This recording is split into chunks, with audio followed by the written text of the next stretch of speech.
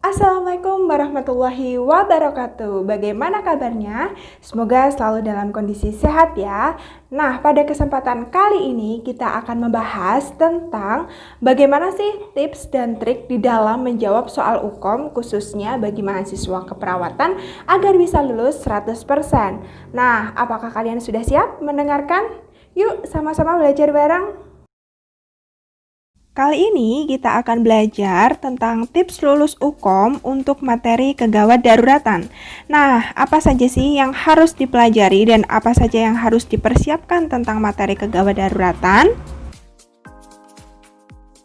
Ketika kita menjumpai soal tentang kegawat daruratan, pastikan ada hal yang tidak kita lupakan, yaitu bahwa setiap pasien gawat darurat itu kita anggap kondisinya itu adalah mengancam nyawa seseorang dan membutuhkan pertolongan yang cepat dan juga tepat. Untuk menciptakan pertolongan yang cepat dan juga tepat, kita harus tahu nih prinsip umum tentang kegawat daruratan, yaitu pertama kita harus tahu tentang triase.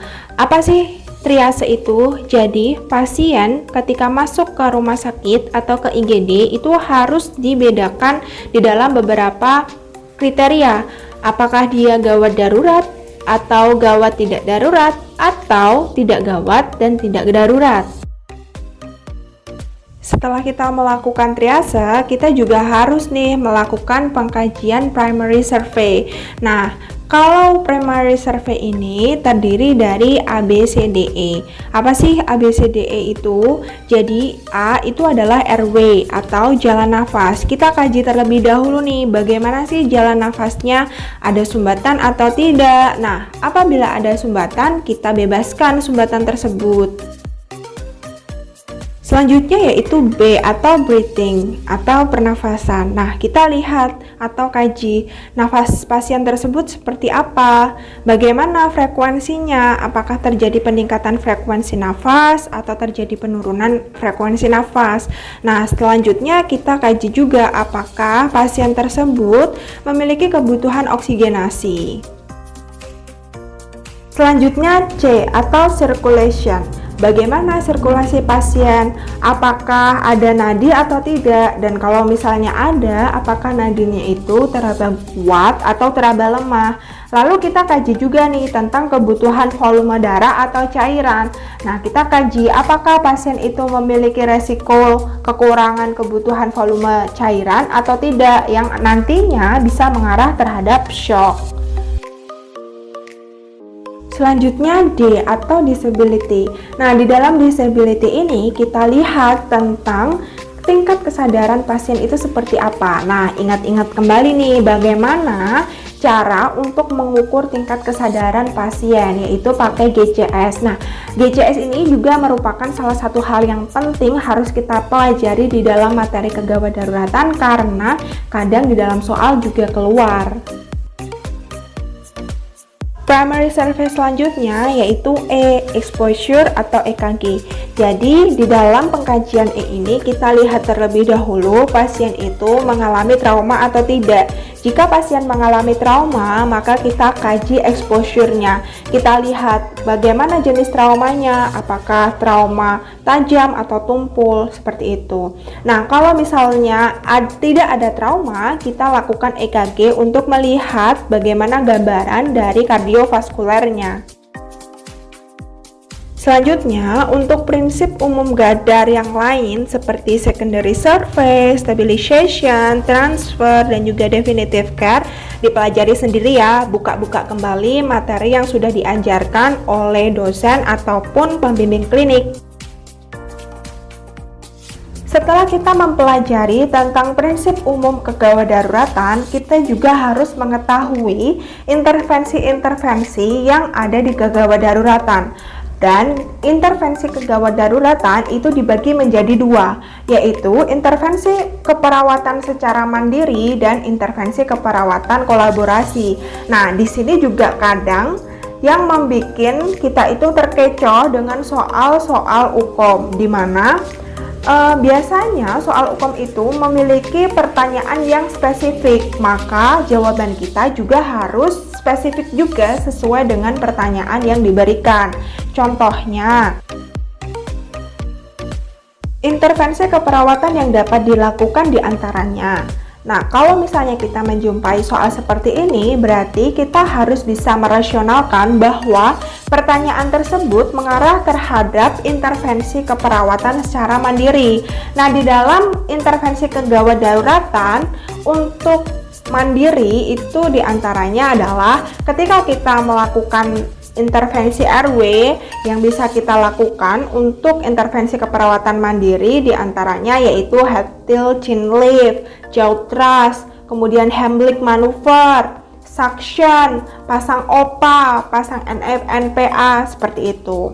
Nah, lalu bagaimana dengan intervensi mandiri breathing, yaitu kita bisa memposisikan pasien semi-fowler, fowler, pokoknya positioning.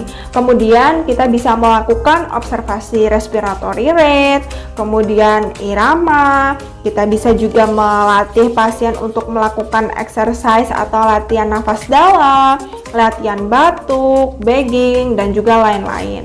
Nah, bagaimana dengan intervensi circulation secara mandiri? Nah, kita juga bisa melakukan BHD atau pertolongan pertama, kemudian melakukan monitoring tanda-tanda vital, kemudian bisa juga memonitor intake dan juga output cairan, kemudian bisa juga melakukan monitoring tetesan infus atau menghentikan perdarahan dengan balut tekan dan lain-lain. Nah, itu adalah beberapa intervensi keperawatan secara mandiri yang ada di kegawat daruratan dan kita harus mengetahuinya.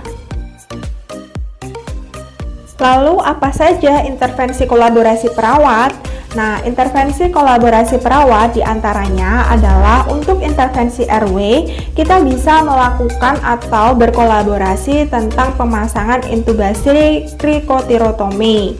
Nah, untuk breathing, kita bisa melakukan kolaborasi terapi oksigen. Jadi, ingat ya, untuk terapi oksigen ini adalah intervensi kolaborasi, bukan intervensi mandiri perawat. Nah, selain itu, kita juga bisa melakukan kolaborasi nebulizer dan lain-lain.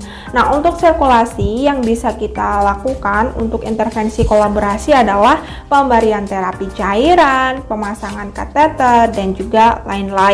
Nah, ini sangat penting harus kita ketahui perbedaan antara intervensi keperawatan secara mandiri dan juga kolaborasi agar ketika kita menjawab itu sesuai dengan konteks pertanyaannya.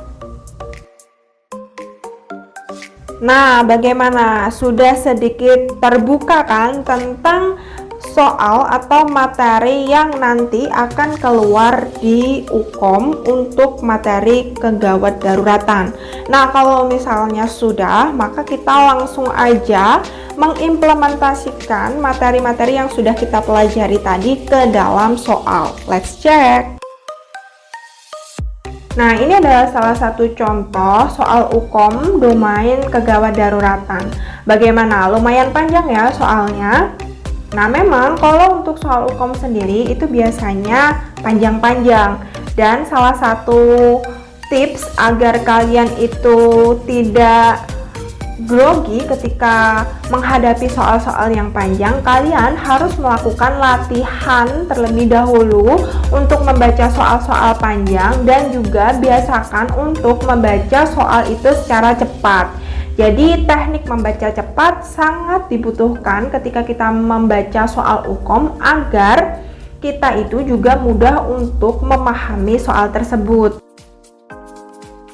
Tips selanjutnya agar kita dapat menjawab soal UKOM secara cepat dan juga tepat adalah baca terlebih dahulu pertanyaannya, baru kasusnya.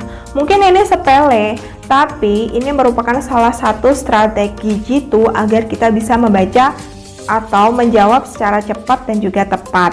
Nah, contohnya nih, apa tindakan prioritas yang harus dilaksanakan oleh seorang perawat. Nah, di dalam pertanyaan itu pasti juga ada kunci pertanyaannya, di mana kunci pertanyaan pada soal atau contoh soal adalah tindakan prioritas. Nah, kita tahu nih, kita udah belajar sebelumnya bahwa di dalam kegawat daruratan itu ada beberapa tindakan prioritas, diantaranya adalah primary survey, yaitu A, B, C, D. Oke, pasti nanti akan mengarah ke situ nih. Coba kita langsung aja cocokkan ke kasusnya. Kasusnya adalah seorang perempuan 45 tahun dibawa ke IGD setelah terjadi kecelakaan lalu lintas.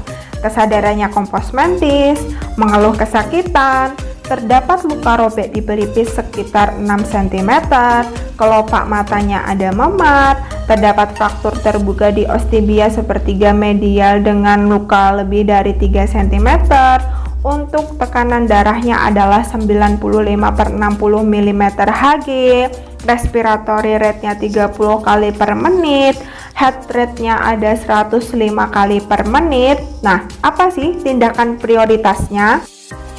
Ada beberapa hal yang harus kita perhatikan ketika kita membaca kasus. Di antaranya yaitu kita harus bisa membedakan mana data mayor dan juga mana data perancu. Jadi di dalam soal UKOM itu biasanya disediakan dua data, yaitu data mayor yang nanti dijadikan sebagai jawaban dari pertanyaan, dan data perancu yang tujuannya adalah untuk mengecoh kita agar kita itu memiliki jawaban lain di luar jawaban yang ada. Nah, kalau misalnya di soal ini mana nih yang termasuk data mayor dan termasuk data perancu? Nah, selain itu kita juga ketahui bersama bahwa di dalam intervensi kegawat daruratan itu ada prinsip yang harus kita ingat-ingat, yaitu ada tindakan prioritas. Nah, apa tindakan prioritas di dalam kegawat daruratan? Yaitu yang pertama adalah kita harus melakukan tindakan yang menyelesaikan masalah RW pasien. Nah, coba kita lihat data mana yang mengindikasikan tentang RW pasien itu mengalami masalah. Nah, ternyata di contoh itu untuk respiratory rate pasien itu 35 kali per menit, berarti rasionalnya pasien itu mengalami sesak berat. Nah, dari sini sudah jelas, berarti tindakan prioritas yang harus dilakukan oleh perawat adalah mengatasi RW atau sesak pasien. Nah, di sini mana sih jawaban yang bisa menyelesaikan masalah tersebut? Kita bahas satu persatu ya. Nah, jadi misalnya jawabannya adalah memberikan pembedaian. Nah, memang ada di sini data yang mendukung untuk kita melakukan pembedaian, tetapi apakah ini termasuk tindakan prioritas? Nah, di situ kuncinya. Ternyata tidak. Nah, apalagi misalnya memasang infus, wah ini sangat tidak mungkin. Lalu memberikan analgesik, apakah mungkin? Ya mungkin saja, karena di situ juga ada data yang mendukung karena pasien itu mengeluh kesakitan. Tetapi untuk nyarinya itu sendiri tidak spesifik, dan ini juga bukan merupakan tindakan prioritas. Lalu memasang oropharyngeal RW. Nah, apakah di sini ada data yang mendukung? Ternyata tidak, karena tidak ada sumbatan yang ada di pasien. Lalu jawabannya yang mana untuk mengatasi masalah pasien? Yang pasti adalah memberikan oksigen 3 liter per menit, karena pasien ini mengalami masalah terhadap RW-nya. Nah, bagaimana? Mudah kan? Setelah kita belajar tips dan triks untuk menjawab soal UKOM kegawat daruratan. Nah, demikian tadi tentang materi, contoh soal, tips dan trik di dalam menjawab soal UKOM domain kegawat daruratan. Semoga kalian dapat memahaminya dan dapat dipraktekkan ketika ujian tiba ya. Semoga bermanfaat dan lulus 100%. Dah.